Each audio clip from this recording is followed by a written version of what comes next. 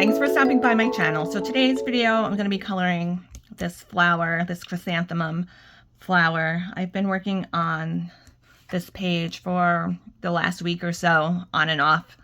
And this is, I think it's called Chrysanthemum by Rena Art. It's from her Etsy shop. Put the link down below if you want to pick it up. I think she's having a sale. So I'm using the Marie's colored pencils. I did do a review on these about a month or so ago. This is the 72 set that I have. I actually just ordered the 168 piece set that came out after the fact, after I ordered the 72 set. And I was kicking myself for not buying the 120 set. I'm kind of happy that I waited. So I have the 168 piece set coming. Maybe I'll just do a swatch. We'll just swatch those out because I'm not going to do a whole new video if I already reviewed the 72 set. But I only colored one time with these, a little bit, just to do the demo in that video. So I've been trying them out on this page on some cardstock paper. I like that. They're pretty good. They're not bad. I wouldn't say they're my favorite, but I'm excited to see what the other colors are. But yeah, they're not bad. I'd say they're pretty average. I think it was a good color selection for 72 pieces. I'm enjoying using them on this page. And I thought we would work on this page. I was planning on doing a color and chat where I told you guys a spooky story, but I didn't get around to being able to research one and type it up and record it. I've been feeling a little bit sick this past week, so and I've got a lot of other things I was getting into doing, so I didn't get a chance to write up a good color and chat story. And I know this is not even a spooky page for coloring today, but I was working on it, so I said let's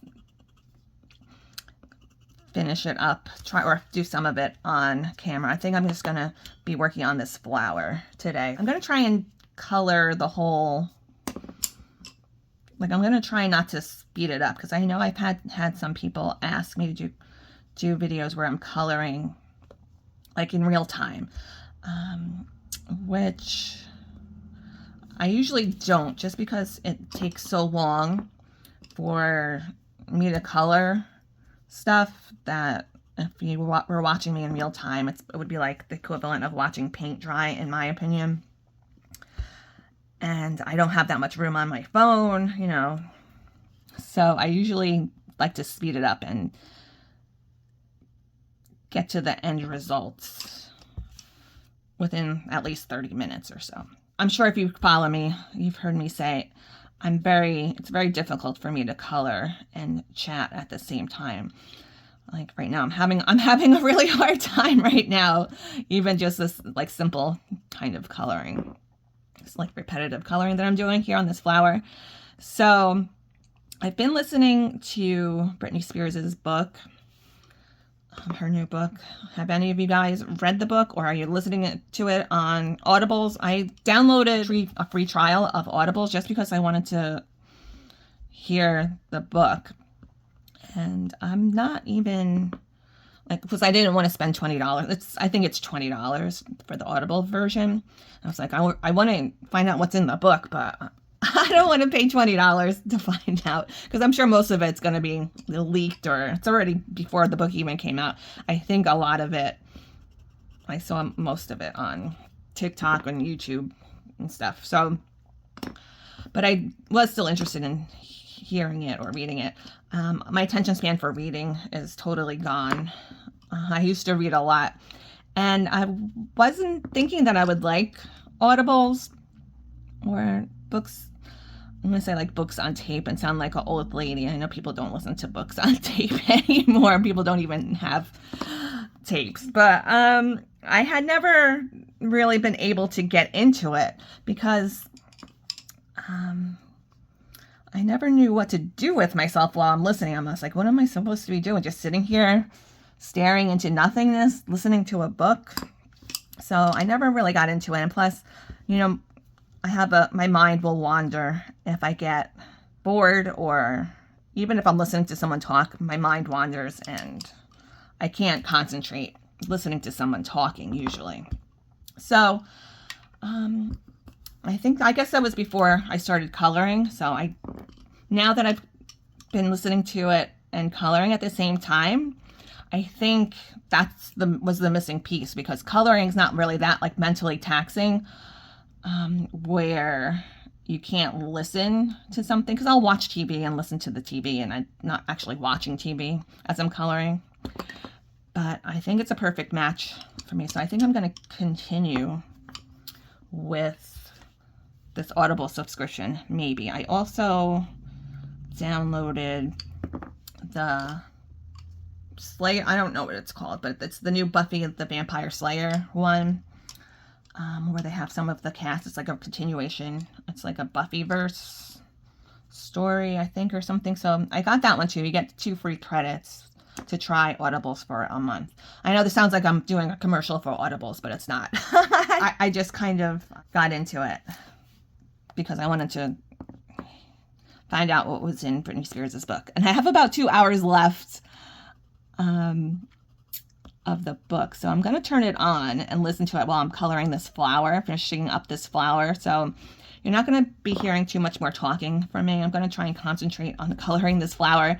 Yeah, so I'm going to start listening to the book because I really want to finish it up. I do have lots of things to do that I should be doing instead of coloring this flower here, listening to Britney Spears' book. But I figured I'm off from my part-time job. Oh, I have a lot of business things to do, but you know what? Sometimes just don't feel like it. And this is one of those days. So I'm going to turn it on and listen to it. I might put on some music on top if I think, if it turns out that I can't really listen to it and put it on YouTube. But I think I've seen people do it already, so I don't think it's bad. I'm not playing the whole book. So we're up to the part, where she gets her kids taken away, and I think she's about to start dating Sam Ludfy. Is that his name? Yeah, so we're up to that part of the book. I'd love to hear if you guys have read this book yet. Have you heard anything about it? What do you think about it? What do you think about Justin Timberlake? There's a lot of juicy stuff about him in there. So if you just want something to listen to in the background or while you're coloring, listen to the rest of Britney's book with me. I didn't know that the photographer was married. I had no clue that I was essentially his mistress. I only found that out after we'd broken up. I just thought he was a lot of fun, and our time together was incredibly hot. He was 10 years older than me. Everywhere I went, and for a while I went out a lot, the paparazzi were there. And yet, for all the reports about my being out of control, I don't know that I was ever out of control in a way that warranted what came next. The truth is that I was sad, beyond sad, missing my kids when they were with Kevin. The photographer helped me with my depression. I longed for attention, and he gave me the attention I needed. It was just a lustful relationship. My family didn't like him. There was a lot about them I didn't like either. The photographer encouraged me to rebel. He let me sow my oats, and he still loved me for it. He loved me unconditionally. It wasn't like my mom screaming at me for partying. He said, "Girl, go, you got it, do your thing." He wasn't like my father, who set impossible conditions for his love. And so, with the photographer's support, I 100% did my thing. And it felt radical to be that wild, that far from what everyone wanted me to be. I talked as if I were out of my mind. I was so loud everywhere I went, even at restaurants. People would go out to eat with me, and I would lie down on the table. It was a way of saying fuck you to any person who came my way. I mean, I will say it, I was bad. Or maybe I wasn't bad, as much as I was very, very angry. I wanted to escape. I didn't have my kids, and I needed to get away from the media and the paparazzi. I wanted to leave LA, so the photographer and I went on a trip to Mexico. It was like I'd fled to a safe house. Everywhere else, there'd be a million people outside my door. But when I left LA, even though it was for a short time, I felt far from everything. This worked. I felt better for a little while. I should have taken more advantage of it. It seemed like my relationship with the photographer was getting more serious, and as that happened, I sensed that my family was trying to get closer to me, in a way that made me uneasy. My mom called me one day and said, "Britney, we feel like something's going on. We hear that the cops are after you. Let's go to the beach." I hadn't done anything illegal. That I knew for sure. I'd had my moments. I'd had my wild spell. I'd been high on Adderall and acted crazy, but I didn't do anything criminal. In fact, as she knew, I'd been with girlfriends the prior 2 days. My mom and I had had a sleepover with my cousin Allie and 2 other girlfriends. "Just come to the house," she said. "We want to talk to you." So I went to the house with them. The photographer met me there. My mother was acting suspicious. When the photographer got there, he said, "Something's up, right?" "Yeah," I said, "something's really off." All of a sudden, there were helicopters going around the house. "Is that for me?" I asked my mom. "Is this a joke?" It wasn't a joke. Suddenly, there was a SWAT team of what seemed like 20 cops in my house. What the fuck did I do? I kept shouting. I didn't do anything. I know I had been acting wild, but there was nothing I'd done that justified their treating me like I was a bank robber. Nothing that justified upending my entire life. I'd later come to believe something had changed that month, since the last time I was brought to the hospital for evaluation. My father had struck up a very close friendship with Louise Lou Taylor, who he worshipped, that would later allow them to control and take over my career. Lou, who had just started a new company called TriStar Sports and Entertainment Group, was directly involved in calling the shots right before the conservatorship. At the time, she had a few real clients. She basically used my name and hard work to build her company. Conservatorships, also called guardianships, are usually reserved for people with no mental capacity, people who can't do anything for themselves.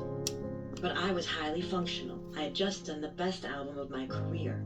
I was making a lot of people a lot of money, especially my father, who I found out took a bigger salary than he paid me. He paid himself more than $6 million while paying others close to him tens of millions more. The thing is, you can have a conservatorship that lasts for 2 months and then the person gets on track and you let them control their life again. But that wasn't what my father wanted. He wanted far more. My dad was able to set up 2 forms of conservatorship, what's called conservatorship of the person and conservatorship of the estate. The conservator of the person is designated to control details of the conservatee's life, like where they live, what they eat, whether they can drive a car, and what they do day to day. Even though I begged the court to appoint literally anyone else, and I mean anyone off the street would have been better, my father was given the job. The same man who'd made me cry if I had to get in the car with him when I was a little girl because he talked to himself. And the court was told that I was demented, and I wasn't even allowed to pick my own lawyer. The conservator of the estate, an estate worth, in my case, tens of millions of dollars at one point, manages the conservatee's affairs to keep them from being subject to undue influence or fraud. This role was taken by my father in conjunction with a lawyer named Andrew Wallet, who would eventually be paid $426,000 a year for keeping me from my own money. I would be forced to pay upward of $500,000 a year to my court-appointed lawyer, who I wasn't allowed to replace. It felt like my father and Lou's employee, Robin Greenhill, ruled my life and monitored every move I made. I'm a 5'4" pop singer who calls everyone sir and ma'am. They treated me like I was a criminal or predator. There were times when I needed my father over the years and I reached out and he wasn't there. But when it came time for him to be the conservator, of course he was on the case. He's always been all about the money. I can't say my mom was that much better. She'd acted innocent while she was there for 2 sleepover nights with my girlfriends and me. She'd known the whole time that they were going to take me away. I am convinced that it was all planned, and that my dad and my mom and Lou Taylor were all involved. TriStar was even planning to be my co-conservator. Later, I learned that at the time they put me into the conservatorship, on the heels of his bankruptcy, my dad had been financially indebted to Lou, owing her at least $40,000, a lot for him, especially back then. That is what my new lawyer, Matthew Rosengart, later called a conflict of interest in court.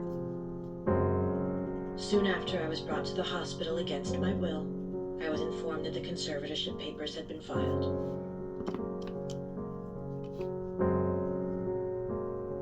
Chapter 30. As everything was falling apart for me, my mother was writing a memoir. She wrote about watching her beautiful daughter shaving off her hair and wondering how that was possible. She said that I used to be the happiest little girl in the world. When I made the wrong move, it was like my mother wasn't concerned. She would share my every mistake on television, promoting her book. She wrote it trading on my name, and talking about her parenting of me and my brother and my sister at a time when all 3 of us kids were basket cases. Jamie Lynn was a pregnant teenager. Brian was struggling to find his place in the world and still convinced he was letting our father down. And I was in full meltdown. When the book came out, she appeared on every morning show to promote it. I would turn on the TV to see B-roll of my videos and my shaved head flashing on the screen. My mother was telling Meredith Vieira on the Today Show that she'd spent hours wondering how things went so wrong with me. On another show, the audience clapped when she said my sister was pregnant at 16. That was classy as shit, apparently, because she was still with the father. Yes, how wonderful. She was married to her husband and having a baby at 17. They're still together. Great. It doesn't matter that she's a child having a child. I was in one of the darkest times in my life, and my mom was telling the audience, "Oh yeah, and here's Britney." And every show was plastering images of me with my shaved head on the screen. The book was huge for her, and all at my expense. The timing was unfucking believable. I am willing to admit that in the throes of severe postpartum depression, abandonment by my husband, the torture of being separated from my 2 babies, the death of my adored Aunt Sandra, and the constant drumbeat of pressure from paparazzi, I'd begun to think in some ways like a child. And yet I look at the worst things I did during that time, and I don't believe the sum total of them is anywhere near as cruel as what my mother did by writing and promoting that book. She was on morning talk shows trying to sell her book about when I was in hospitals and being driven insane because I was separated from my babies for weeks on end. She was making money off that dark time. In those days, I wasn't the brightest bulb on the tree. It's the truth. But what plenty of people took away from my mother's book was, "Oh, Britney's so bad." Her book even made me believe I was bad. And she did it at a time when I already felt so much shame. I swear to God, it makes me want to cry to think about my kids going through anything hard like I was going through when they were babies. If one of my sons were going through something like that, do you think I would write a book about it? I would fall to my knees. I would do anything I could to help him through it, to hold him, to make it better. The last thing I would do would be to cut my hair into a bob and put on a tasteful pantsuit and sit down on a morning show set across from Meredith fucking Vieira and make money off my child's misfortune. Sometimes I talk trash on Instagram. People don't know why I have such anger toward my parents, but I think if they were in my shoes, they would understand.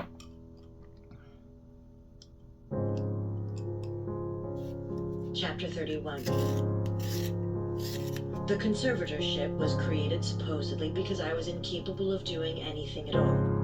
Feeding myself, spending my own money, being a mother, anything.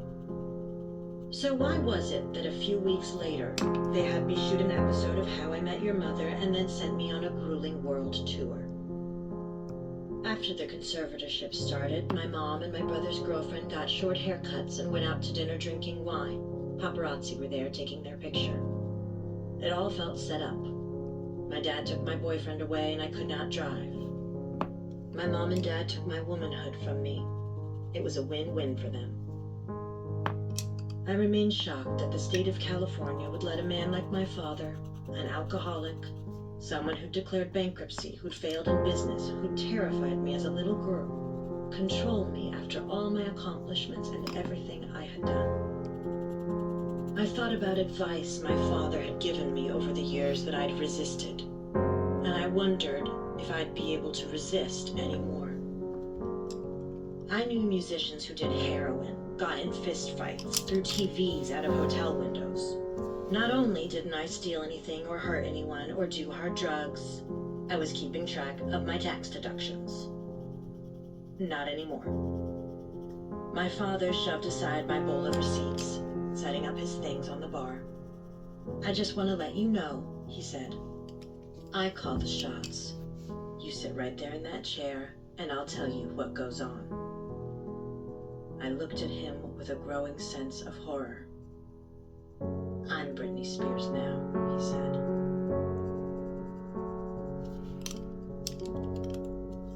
Chapter 32.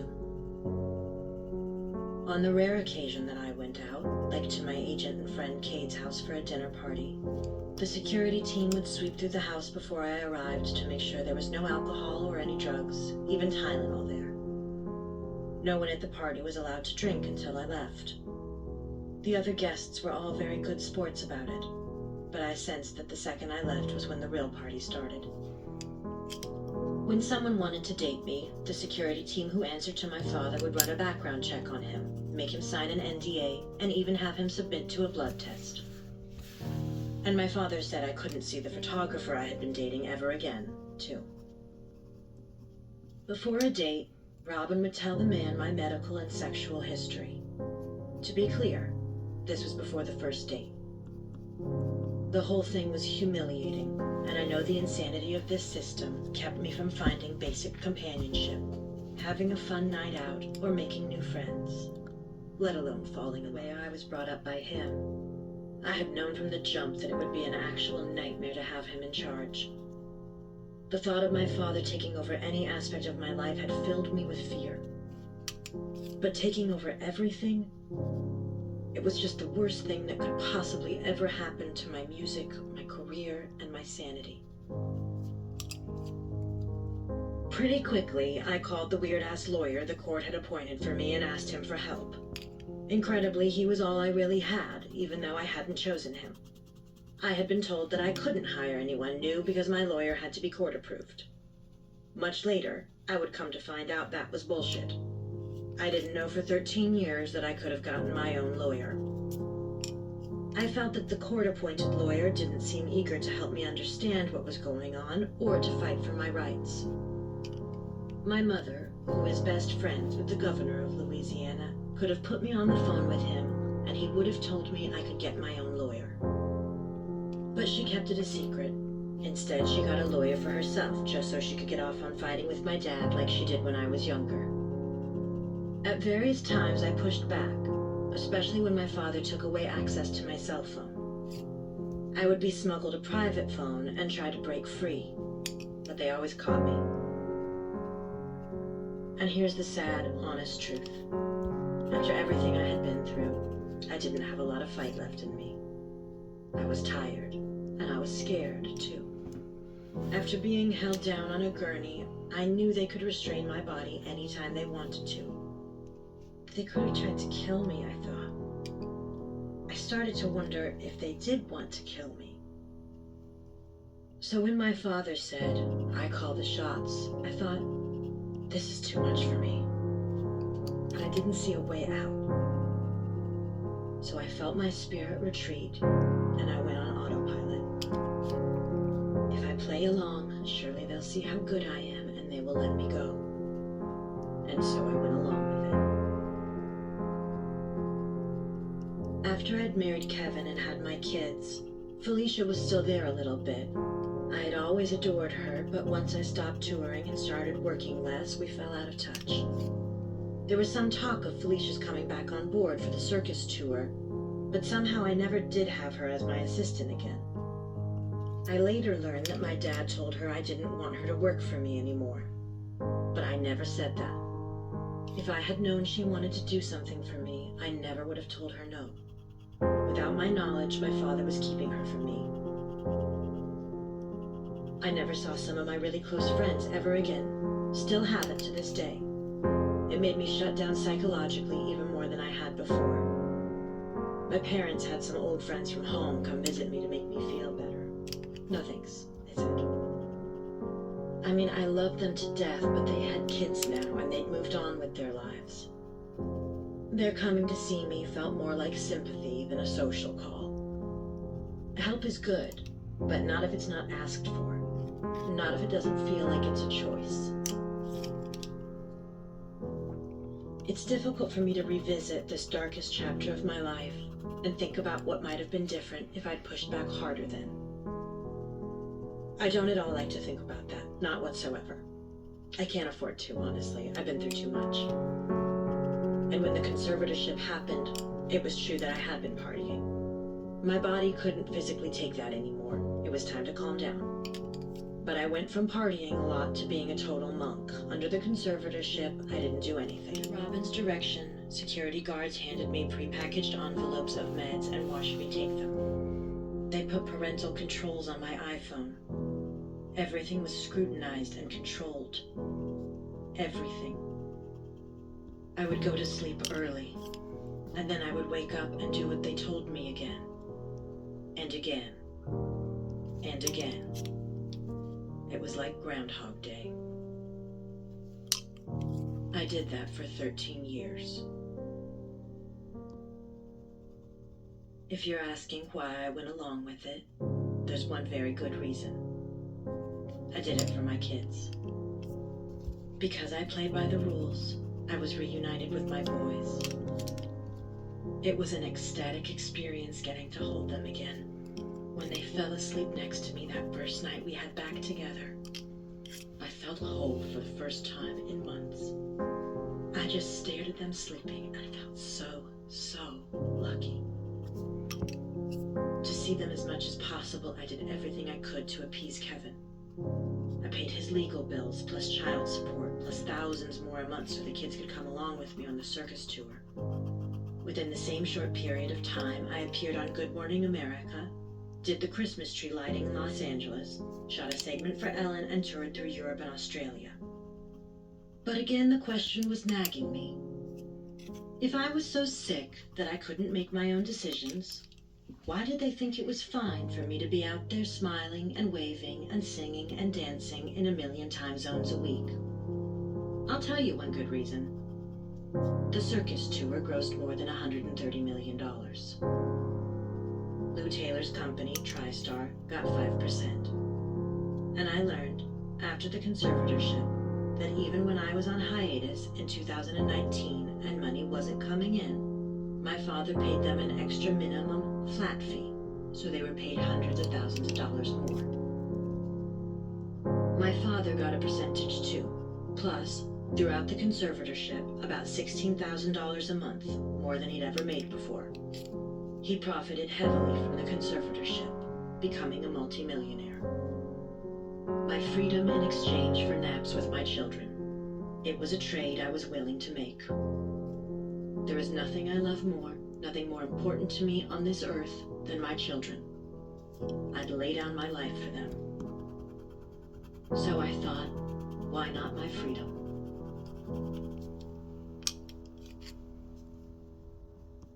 Chapter 33.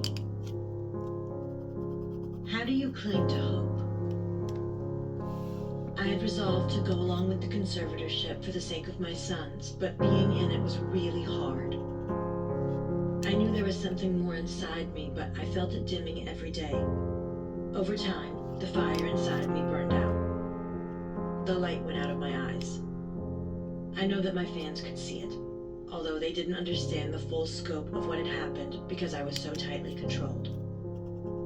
I have a lot of compassion for the woman I was before I was put into the conservatorship when I was recording Blackout. Even though I was being described as so rebellious and such a wild girl, all my best work was accomplished during that time. All in all, though, it was a terrible time. I had my 2 little babies, and there was always a fight around my trying to see them. I look back now and I think that if I had been wise, I wouldn't have done anything but focus on my life at home, as hard as it was.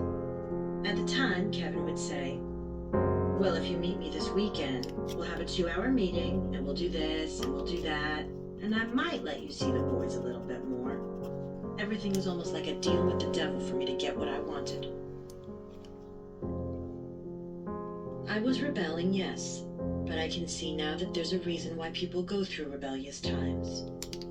And you have to let people go through them. I'm not saying that I was right to spiral, but I think to hinder someone's spirit to that degree and to put them down that much, to the point where they no longer feel like themselves, I don't think that's healthy either.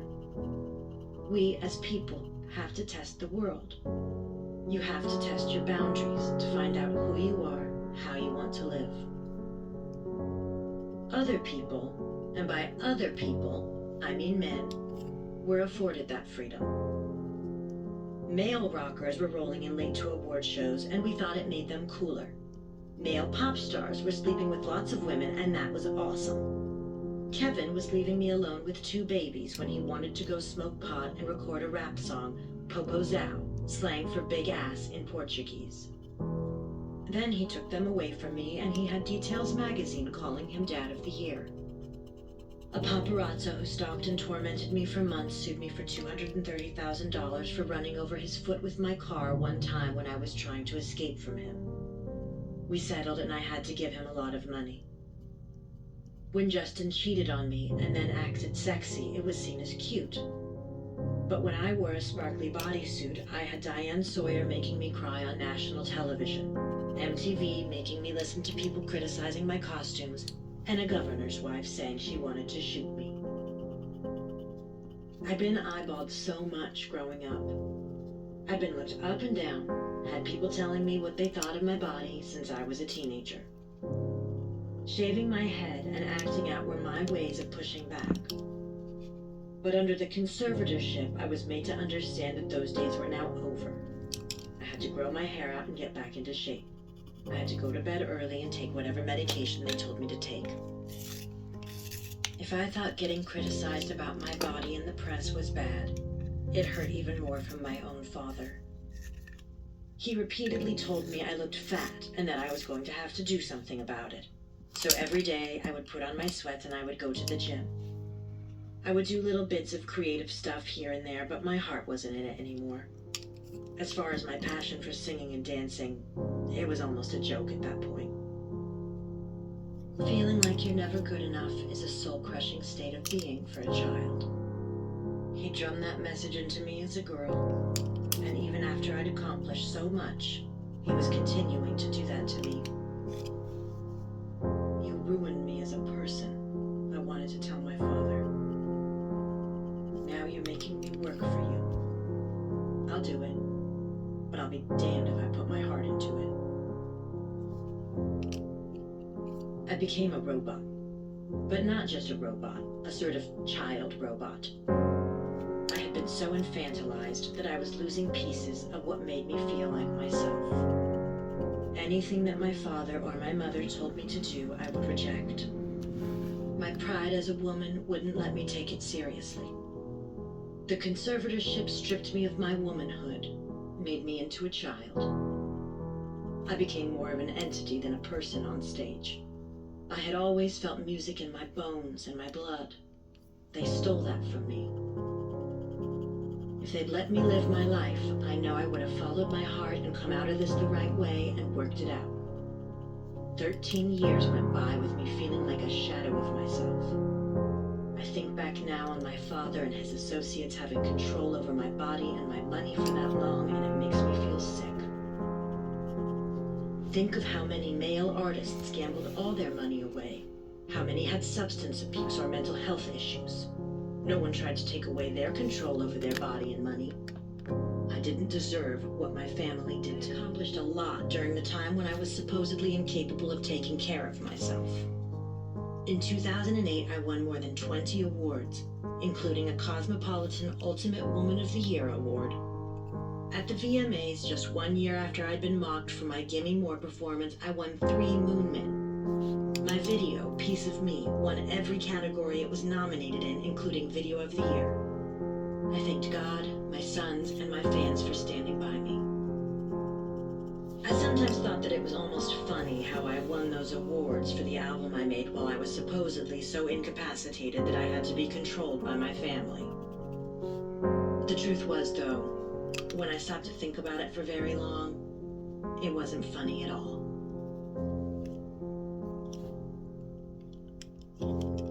Chapter 34. Well, overall, I was miserable. Day to day, I was able to find joy and comfort in the boys and in my routine. I made friends. I dated Jason Treywick. He was 10 years older than me and really had his life together. I loved that he wasn't a performer, but was an agent.